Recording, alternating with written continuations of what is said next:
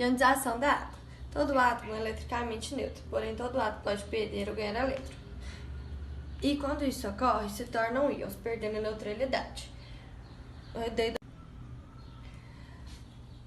No hidrogênio aqui, ele está com a carga positiva, significa que ele perdeu elétrons e é um cátion. O oxigênio com a carga negativa significa que ele ganhou elétrons e ele é um ânion.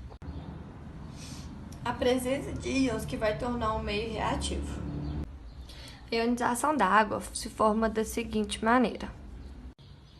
A ligação deles é a seguinte: o oxigênio compartilha elétrons com o hidrogênio e como o oxigênio é mais eletronegativo, ele atrai os elétrons para ele, fazendo com que o hidrogênio saia da reação, igual está no exemplo aqui.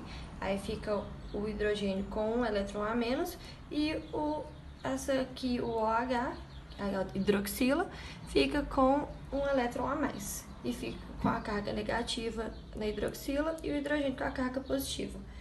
Aí, nesse caso, esse é o cátion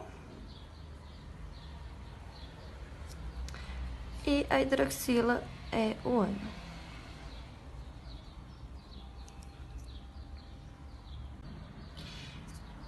Essa reação é uma reação reversível, que quer dizer que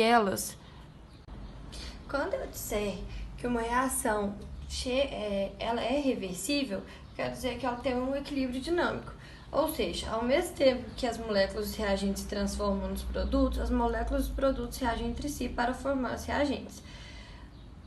Que no caso da água, tem duas moléculas de água e ao mesmo tempo que elas estão reagindo para formar isso daqui, que é o íon hidrônio, e o íon hidróxido.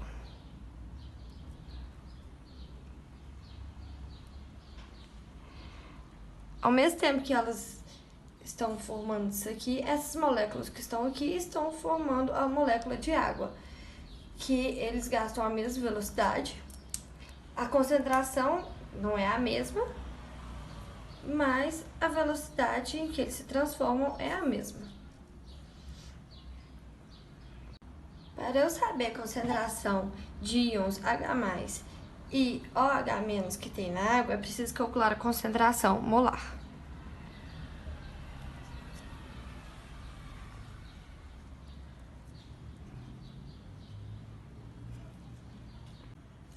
A concentração molar serve para medir quantos mols tem um litro de solução.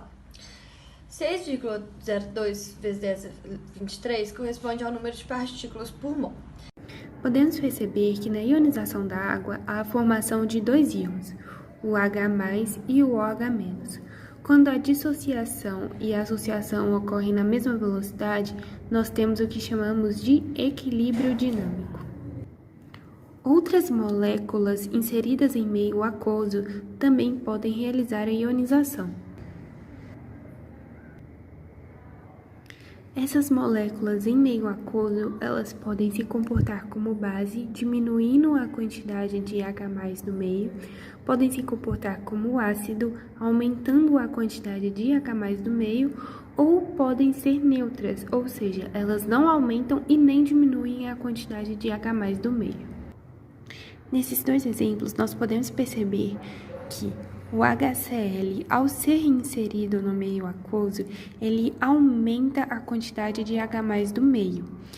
Por outro lado, o NaOH, ao ser inserido no meio aquoso, ele aumenta a quantidade de OH- do meio. Utilizando o HCl como exemplo, nós podemos perceber que, ao ser inserido no meio aquoso, que antes estava em equilíbrio dinâmico, ele aumenta a velocidade de reação para o sentido direito. E é o que acontece, ele vai ionizar, até que chegue novamente ao equilíbrio dinâmico. Porém, o pH da água, que antes era 7, após essa ionização realizada pelo HCl, o pH vai ser menor a 7. Mas o que é o pH? O pH tem relação direta com a concentração de íons H+ em determinada substância. Dessa forma, podemos perceber que quanto maior a quantidade de hidrogênio no meio, menor vai ser o valor do pH. Por isso, após a ionização do nosso ácido, o pH, que antes era 7, ficou menor do que 7.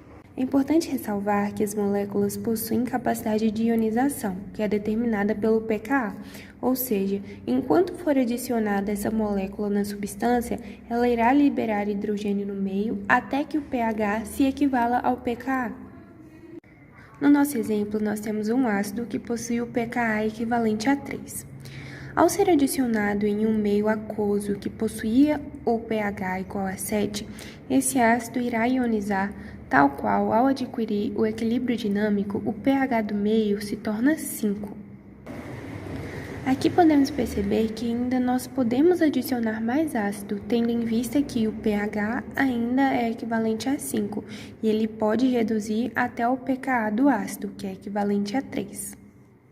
Mas é possível saber quantas moléculas ainda não ionizaram? Através da fórmula de Henderson, é possível sim. Nós temos que o pH é igual ao pKa mais o logaritmo da base sobre o ácido. O pH do meio, nós temos aqui que é 5, e o pKa nos foi dado que é 3, mais o logaritmo da base sobre o ácido. Ao realizar a conta, nós temos o resultado de que a base sobre o ácido tem a proporção de 100 por 1. Podemos perceber que há um equilíbrio dinâmico, porém com concentrações diferentes, tal qual pode ser inserido ácido ao meio até que as proporções sejam equivalentes. Após isso, não ocorrerá mais a ionização desse ácido.